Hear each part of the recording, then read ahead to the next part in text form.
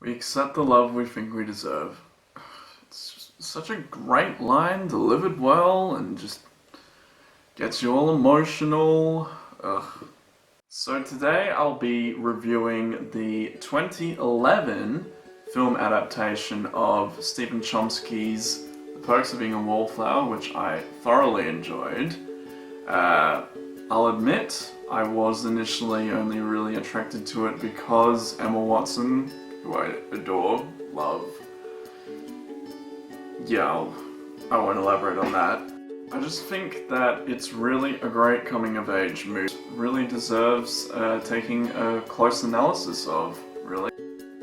The film focuses on Charlie Kalmakis' journey throughout high school as he deals with issues such as teen drama, mental illness, mental trauma, and basically the ups and downs of friendships and relationships throughout his high school career.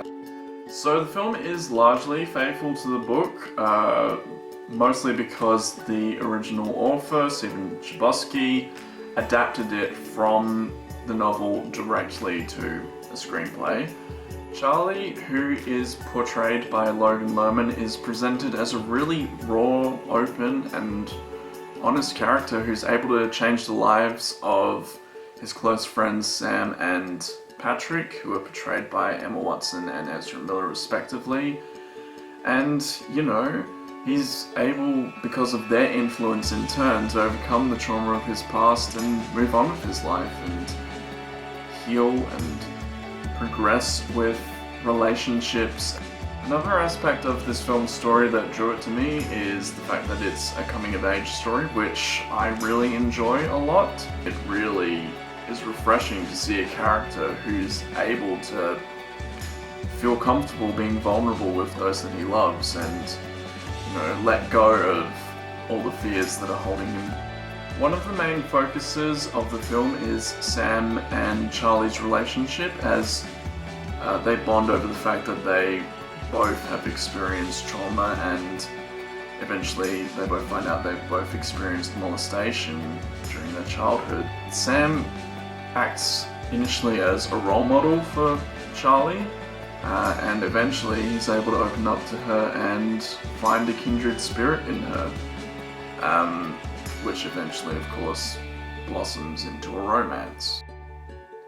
The character of Patrick provides an interesting insight into LGBTQ plus characters and people in the 1990s, and yeah, it's there's no real concentration on his sexuality as a whole because, like, it's important, and it's also relevant, but it's not like a huge focus in the film.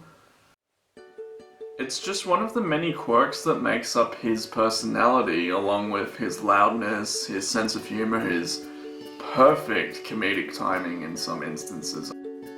Charlie's relationship with his family is touched upon at times, but it's not really explored in depth as much as it is in the book, apparently. He keeps his parents and his siblings at arm's length, which is understandable for the character, and only really reveals snippets or aspects of his life that appear relevant at the time, or, you know, necessary. And Charlie does come out of himself more, but it's not really until he gets hospitalized and he's, you know, forced to admit to them, hey, my aunt did this to me when I was little, that they really have any semblance of a close relationship. So the real meat of the story is the exploration of what actually happened to Charlie when he was a child. Only really alluded to in flashbacks, and it's usually when he's in varying states of sleep, or when he's experiencing blackouts, or when he has his episode of depression. So the most blatant example really is when he's getting intimate with Sam after declaring that he loves her. And yeah, once Sam starts to touch his thigh, flashbacks resurface stronger, particularly when his aunt was touching him in the same place. What we're led to believe in a scene where Charlie has his breakdown is that the love that he had for his aunt actually caused him to repress the memory of his molestation, which really fractured his psyche and is the reason that his memories are so sporadic and broken, and the reason why his mental health is suffering.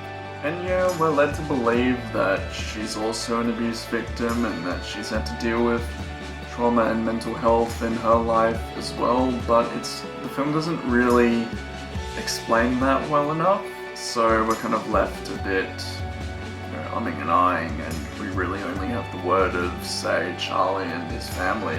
Charlie as a character really shows how the loss of a loved one and childhood trauma can really have severe repercussions on someone's growth and development. Also, the treatment of mental health patients is shown to be very much improved upon when compared to past decades, since obviously they focus on rehabilitation. Another aspect that I took issue with was the fact that it's supposed to give an honest portrayal of the typical American high school in the 90s, but yeah, this should be taken with a grain of salt because obviously it only elaborates on the experiences of a select group, mainly the ones that call themselves the Island of Misfit Toys. Perks of Being a Wallflower is a very enjoyable and insightful film that really allowed me to engage with characters that are well developed, likable, and who are able to triumph over petty teenage dramas and, more impressively, severe psychological problems and depression as well. Honestly, I think it's a very skillful adaptation and I'm giving it 8 out of 10. Okay, so that is it. Like if you liked it, leave a comment down below if you enjoyed it and have anything else to add. And yeah, love you, leave you, bye.